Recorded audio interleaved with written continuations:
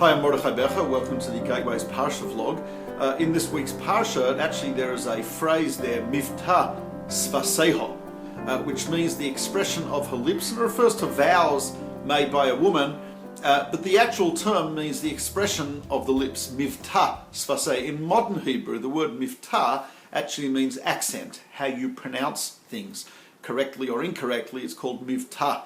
So you have Mivta Sfaradi, the Sephardic accent, Mivta Ashkenazi, the Ashkenazi accent, and so on and so forth. And that got me thinking that it's a fairly neglected field for many people, is the study of how to properly pronounce the Hebrew language. And whether it's Ashkenaz, the European Jewish pronunciation, Sephardi, the Middle Eastern Jewish pronunciation, or the modern Hebrew pronunciation, any of these pronunciations should be done correctly. And the truth of the matter is, Rav Moshe Feinstein talks about the obligation that when is saying Shema, the Code of Jewish Law says, when one is saying Shema, one is obligated to pronounce it accurately within the boundaries of whatever pronunciation you have, but that's how you should pronounce it accurately.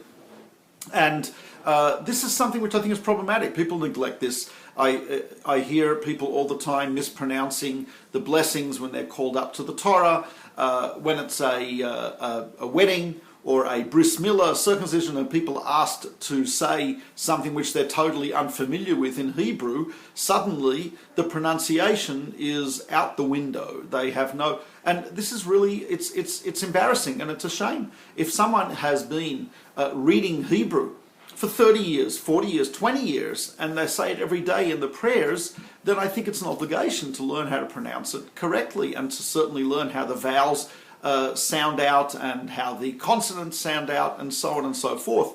Maimonides tells us, and what it says in the Mishnah in Ethics of the Fathers, you should be careful about an easy mitzvah as well as a severe mitzvah. The easy mitzvah refers to here, he says, learning the Hebrew language.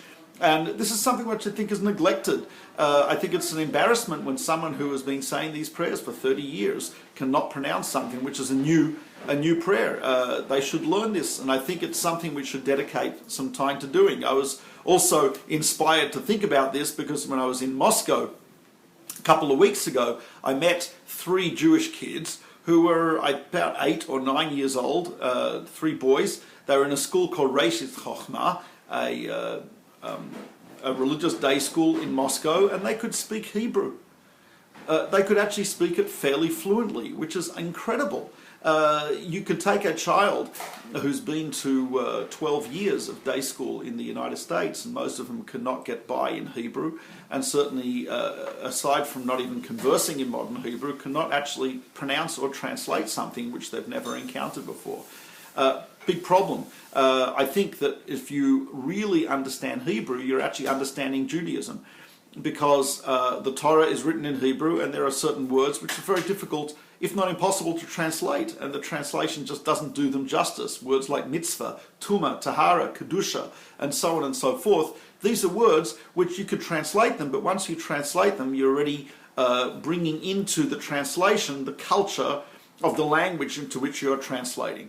When you understand something in the original Hebrew, then I think there's a much more Jewish understanding, an authentic understanding of it. So anyway, that's my little rant for this week, is that we should really try to both study the pronunciation of Hebrew, Mivta Svaseha, the pronunciation of her lips, but also to understand the Hebrew language. Forget conversing, just to be able to understand what we're saying in our prayers and to be able to pronounce correctly something which comes up new. Learn it, study it. There are lots of resources available, whether online or in books, and it's not something which is, as the Torah says, lo b'shamayim hi, this is not in heaven, and this is not across the seas. This is something which I think is fairly easy for us to do, to dedicate some time to looking at our beautiful, beautiful ancient language, which is the language of the Torah, the language of the prayers, and the only authentic language of the Jewish people.